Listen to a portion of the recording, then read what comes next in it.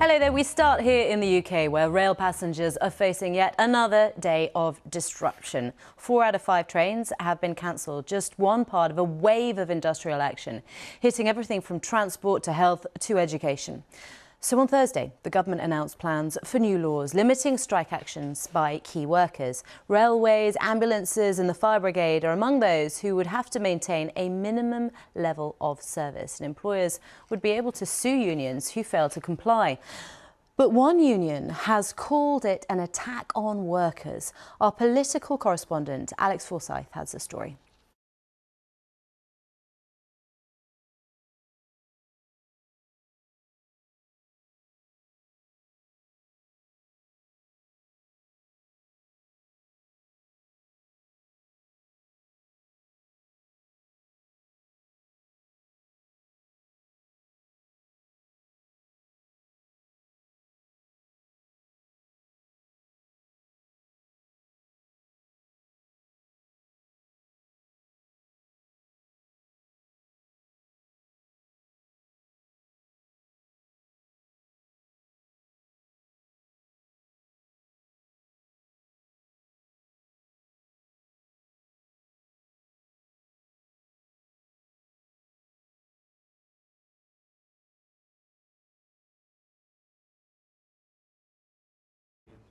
OK, it's time to bring in Susanna Streeter.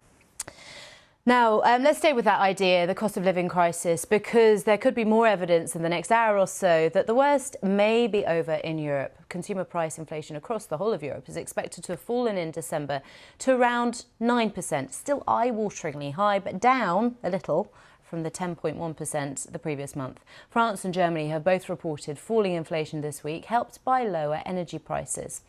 Let's bring in to Asia, where there's more evidence of the tough times hitting the tech industry. The electronics giant Samsung says its profit for the December quarter is likely to be down by more than 2/3 as the economic downturn, hits demand for electronic devices.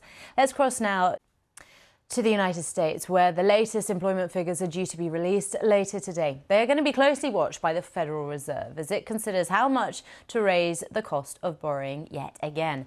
Data from earlier this week shows continued strength in the labour market, potentially giving the Fed a little bit more leeway when it comes to raising rates. Samira Hussain has all the details. Hello, welcome back. This is BBC World News. A reminder of our headlines.